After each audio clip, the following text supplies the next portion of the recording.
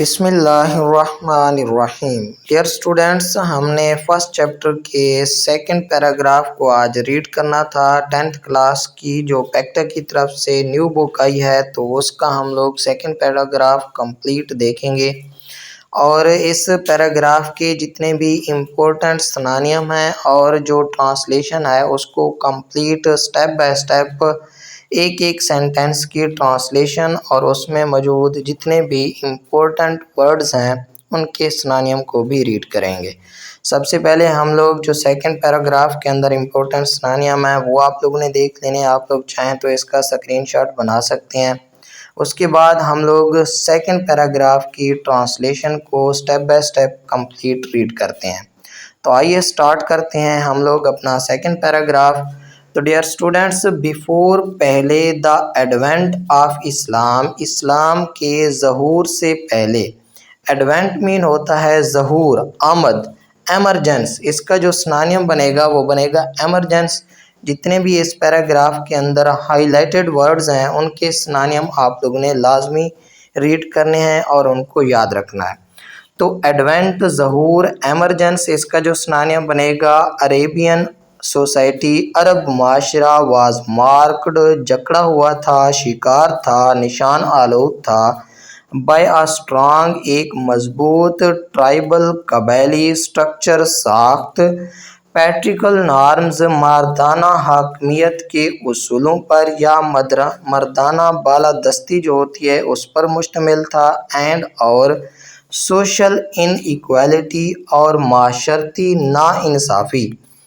اسلام سے پہلے عرب معاشرہ مضبوط قبائلی نظام، مردانہ بالادستی یعنی کہ پدرانہ نظام بھی اس کو بولتے ہیں، اور سماجی ناہمواری کا شکار تھا یا میں جکڑا ہوا تھا۔ ڈیئر اسٹوڈنٹس، ہم لوگ سیکنڈ سینٹینس ریڈ کریں گے۔ وومن، عورتیں، ور تھیں ڈیپرائیوڈ، محروم تھیں، آف دیئر بیسک، بنیادی، ہیومن رائٹس، انسانی حقوق سے۔ عورتیں اپنے بنیادی انسانی حقوق سے محروم تھیں، اینڈ اور ایون یہاں تک کہ ان سم کیسز کچھ حالتوں میں نیو بارن گرلز نئی پیدا ہونے والی بچیاں ور بریڈ دفن کر دیا جاتا تھا الائیو زندہ، اور یہاں تک کہ کچھ کیسز میں نئی پیدا ہونے والی بچیوں کو زندہ دفنا دیا جاتا تھا یا پھر زندہ دفن کر دیا جاتا تھا۔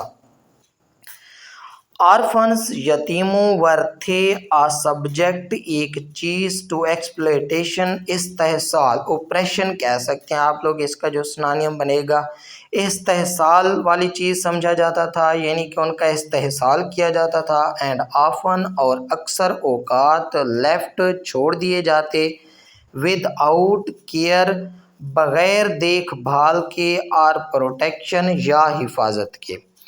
یتیموں کا استحصال کیا جاتا تھا اور انہیں دیکھ بھال یا تحفظ کے بغیر چھوڑ دیا جاتا تھا۔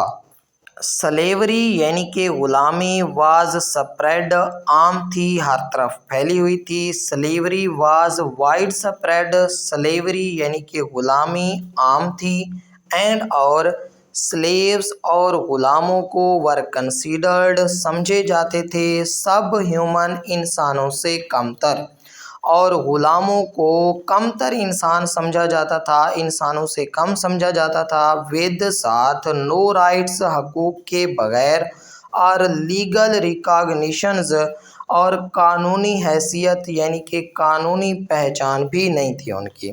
تو غلاموں کو کمتر انسان سمجھا جاتا تھا جن کے کوئی حقوق یا قانونی حیثیت نہیں تھی۔